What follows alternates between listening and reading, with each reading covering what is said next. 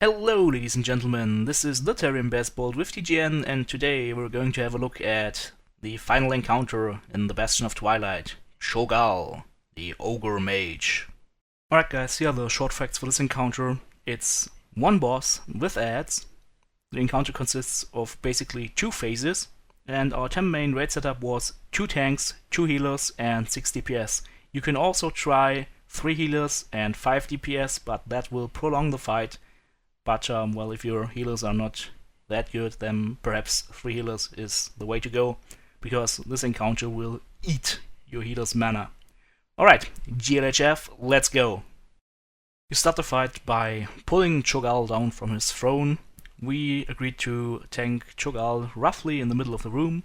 Now in phase 1, Cho'gall has a lot of abilities with which he will torment you. The most important is conversion.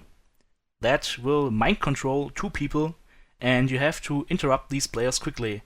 For example, via the Paladin Avenger's shield, via an AoE stun. Everything that interrupts or stuns or silences does work.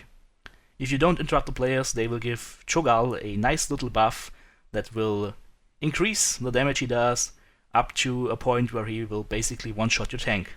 There are 2 other abilities in this phase that will do additional damage. One is Shadow's Orders, that will give him a pulsing shadow AoE damage on the raid. You just have to heal through that one. The other one can be avoided, it's called Flame's Orders. Then his big mace will start to shoot flames into the room, just like the flames that shoot from Forgemaster Throngus's mace back in Grim Battle.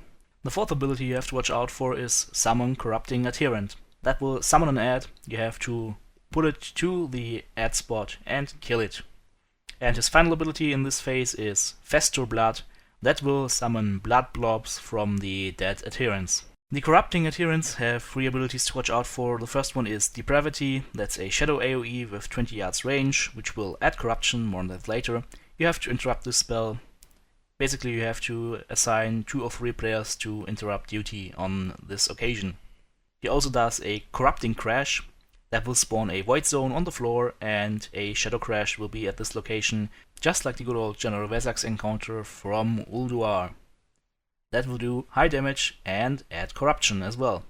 And their 3rd ability is called Spilled Blood of the Old God. That happens when you kill the adherent. It will spawn a void zone at his corpse. You have to stay out of that, otherwise you will get damaged and also get some more corruption. Let's talk about corruption, shall we? Now, corruption is gained in this encounter by a lot of abilities that Chogall and his ads will use. There is only one thing I can tell you at this point: avoid corruption. If you stack it too high, you will end up getting a magic debuff that might go ahead and stack your corruption up even further. And if you reach 100 corruption, then you become immune to healing. You will do 100% more damage and have all your spells instacast, but you will be immune to healing, which means that you're gonna die very soon. So, just to sum it up, corruption, avoid it. It's a good thing to do.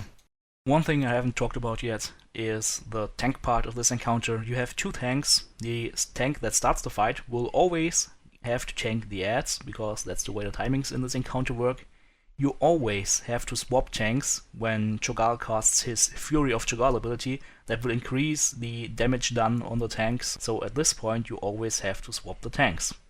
And the ads, finally, need to be pulled to a secluded spot to facilitate AoE DPS on the blobs when they get spawned by Chogall.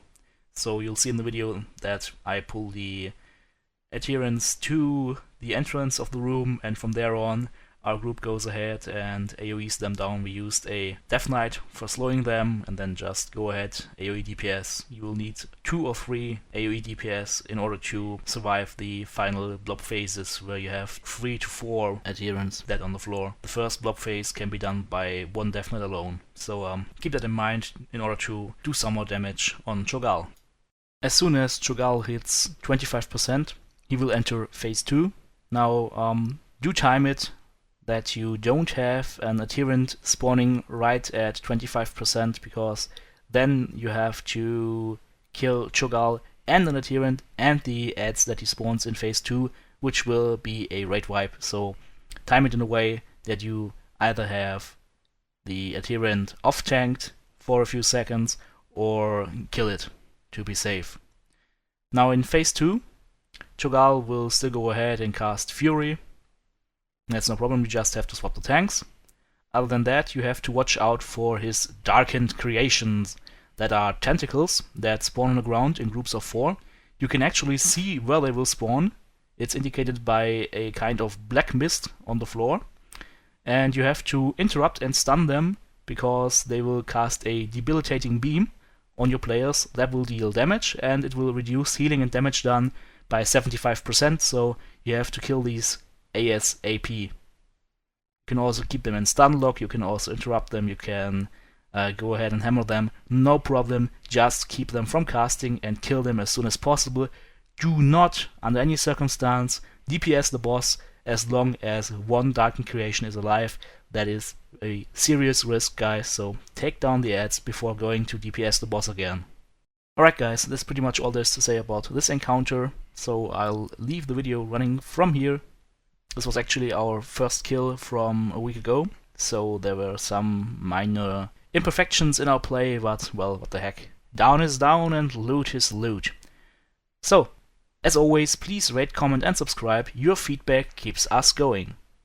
Thanks for watching, and there's nothing left to say other than this is the Terran Baseball with TGN signing off. Have a nice day and goodbye.